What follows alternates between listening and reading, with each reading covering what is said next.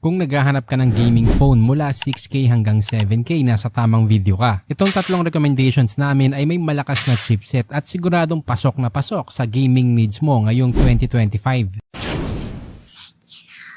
Unahin natin ang Itel RS4, isang gaming phone na perfect para sa mga naghahanap ng smooth na performance at mabilis na charging. Ito din ang pinakamura sa ating listahan, may 6.56-inch IPS LCD 120Hz refresh rate at 269 ppi. Naka-Helio G99 Ultimate on 2 to score na around 423K, 8GB RAM, 128GB storage, expandable hanggang 1TB at naka-Android 13. May 50MP main at 8MP selfie camera.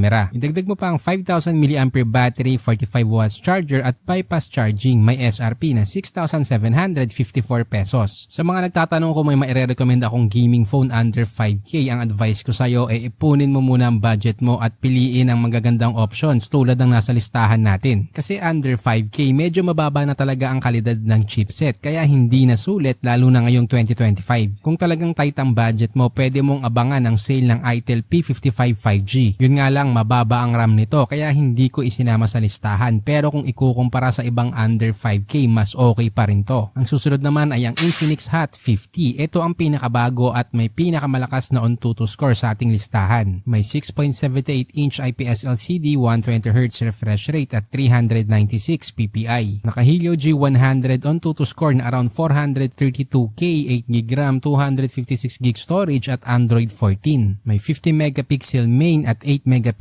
front camera. May 5,000 mAh at 18W charger. May SRP na 7,496 pesos. Ilalagay ko na din yung link sa description kung saan mo ito mabibili at official yan. Gumawa din kami ng FB group na smartphone tips, kaya kung ayaw mong masayang ang pera mo sa pagbili ng maling smartphone, mag-join ka na at kami mismo maghahanap ng best option at price para sa'yo. Ang susunod naman ay ang Tecno Spark 20 Pro. Ito ang ultimate gaming at camera phone combo para sa ganitong price. May 6.78-inch Full HD Plus IPS LCD 120Hz refresh rate at 396 ppi. Naka-Helio G99 on 2 to score na around 420K, 8GB RAM, 256GB storage at expandable hanggang 1TB. May 108MP main camera at kaya mag-video recording ng 1440p at 30fps at may 32MP front camera. May 5,000 mAh battery at 33W charger. May SRP na 6,729 pesos. Ngayon, ano nga ba ang dapat mong piliin? Kung gaming performance ang top priority mo, piliin mo ang Infinix Hot 50 dahil ito ay may 432K on 2 to score na pinakamataas sa ating listahan. Pero kung medyo tight ang budget at gusto mo pa rin ng decent gaming performance, pwede na ang Itel RS4. Perfect pa rin siya para sa mga casual gamers at may 45W